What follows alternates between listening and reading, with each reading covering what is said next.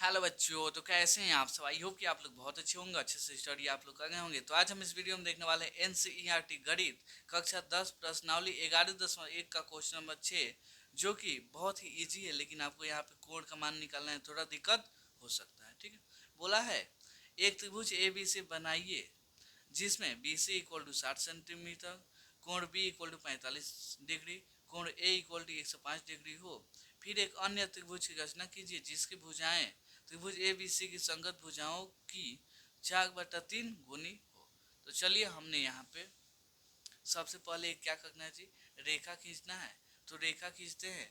BC का लंबाई दिया है 7, तो यहाँ पे हम लेते हैं स्केल की सहायता से। 7 कहाँ पे आएगा जी, 7 सेंटीमीटर हमारे ख्याल से यहाँ पे है, तो इन दोनों को हम यहाँ से मिलाते हैं। ठीक है, 7 सेंटीमीटर बन गया। यहाँ पे कोण यहाँ पे हो गया बी, यहाँ पे हो गया सी। इसका लंबाई कितना है जी, 7 सेंटीमीटर। कोण बी का मान चाहिए 45, तो 45 आखिर बनेगा कैसे जी। पहले तो हम बनाएंगे 90 और 90 का आधा करेंगे तो हो जाएगा 45। ठीक है, तो यहाँ पे एक हमने कोण बनाया, सॉरी अभी हमने चाप काटा है। चाप यहाँ से हम बताए थे आपको कि एक वाला कटा तो 60, आप फिर दो वाला कटा तो 120। ठीक है, तो 90 कैसे आएगा, 60 + 30। तो ये वाला 60 को हमने क्या करेंगे जी, आधा आधा करने का तरीका है, इस बिंदु से हमने यहाँ पे काटेंगे चाप। तो यहाँ पे ये कट गया, यहाँ से ऐसे, यहाँ से ये वाला ऐसे। ठीक है, अब स्केल की सहायता से इसको हम मिलाते हैं। एकदम पूरे नहीं मिलाना है, बस हम डॉट से काम चला देंगे, क्योंकि ये वाला रेखा हमको बनाना नहीं है। ठीक है, चलिए हमारा ये क्या हुआ जी, 90 डिग्री का कोण बन गया। हमको 45 का चाहिए, तो अब इस बिंदु पे और इस बिंदु पे रख के चाप काटेंगे। चलिए इसको हम थोड़ा सा बढ़ा लेते हैं कि आपको समझ में आएगा। यहाँ पे इसको इसको रख के, एक सेकेंड, हाँ, यहाँ पे एक चाप काट दिया। और अब कोण को हिलाना नहीं है, जैसा पहले था वैसे ही रख के अब यहाँ पे हमको चाप कर देना है। ठीक, अब यहाँ से हमको मिलाना है। चलिए, तो यहाँ से ये वाला,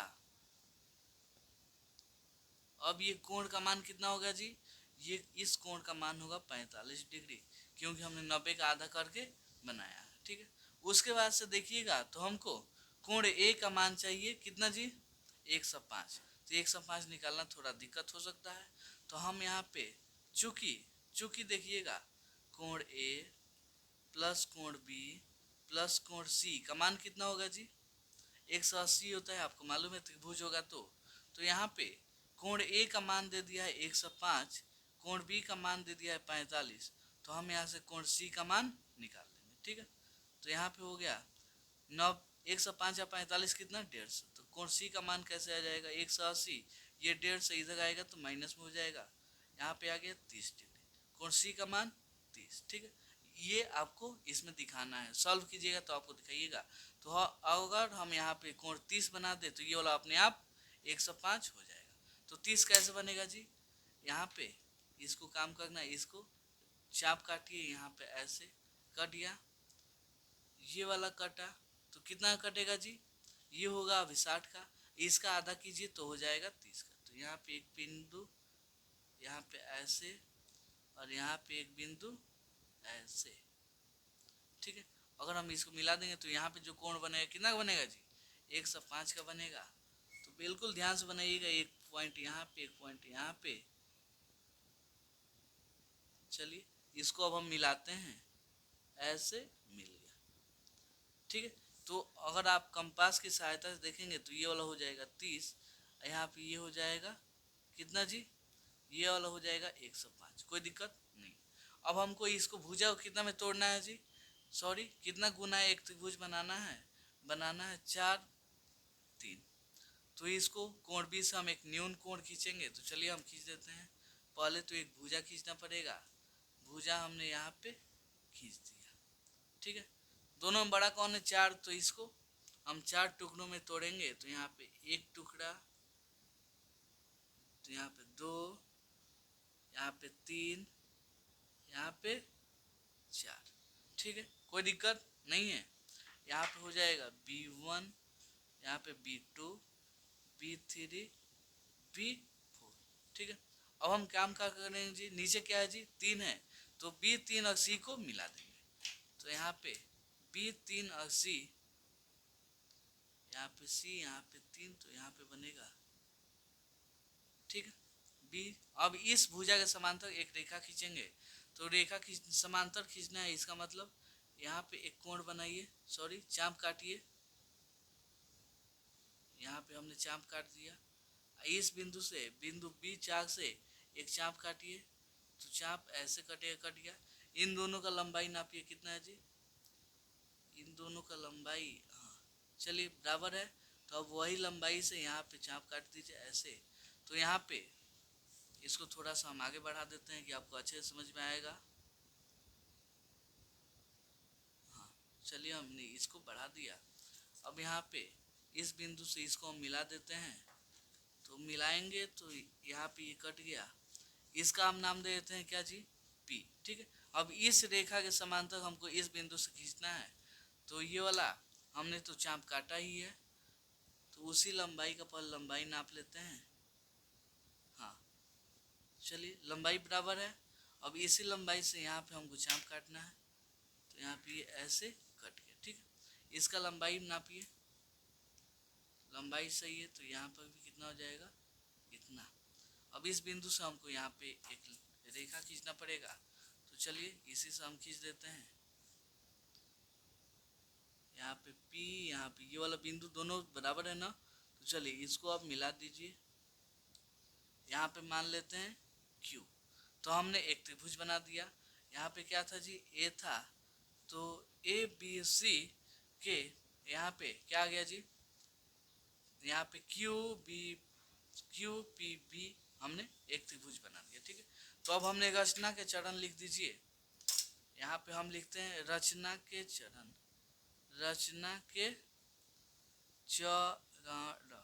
सबसे पहला काम हमने क्या किया जी, सबसे पहले हमने काम BC 7 सेंटीमीटर रेखा खींचा, तो यहाँ पे लिखते हैं BC इक्वल टू 7 सेंटीमीटर रेखा, रेखा खींचा। चलिए दूसरे स्टेप में क्या किया जी हमने, यहाँ पे B पर 45 डिग्री का कोण बनाया, तो हो जाएगा B पर 45 डिग्री का कोण बनाया, ठीक है। यहाँ पे 3 नंबर में क्या हो जाएगा, C पर हमने कितना बनाया 30 डिग्री का, तो हो जाएगा C पर 30 डिग्री का कोण बनाया, ठीक है। यहाँ तो कोई दिक्कत नहीं है। जिसमें यहाँ पे लिखते हैं जिसमें, जिससे कर दीजिए, जिससे कोण A इक्वल टू 105 डिग्री का कोण प्राप्त हुआ। क्या हुआ जी, कोण प्राप्त हुआ। हमने यहाँ पे कोण 30 बनाया, तभी तो ये 105 प्राप्त हुआ ना जी, तो यहाँ पे हो गया है। चौथा स्टेप क्या हो जाएगा जी, चौथा देखिएगा, तो यहाँ पे B को न्यून कोण मान के यहाँ पे एक रेखा खींचा, तो हो जाएगा B पर न्यून कोण बनाया, न्यून कोण बनाया। न्यून कोण का मतलब आप जानते हैं कितना का बनेगा जी, 90 डिग्री से कम का बनेगा। 5 नंबर स्टेप क्या हो जाएगा जी, यहाँ पे B3C को क्या किया जी हमने, मिलाया, तो यहाँ पे हो जाएगा B3 से C को मिलाया। चलिए यहाँ तो कोई दिक्कत नहीं है। अगला स्टेप क्या है जी, 6 नंबर में हो जाएगा B3C के समांतर B4P एक रेखा खींचा, तो हो जाएगा यहाँ पे B3C के समांतर B4P रेखा खींचा, यहाँ पे ये हो गया।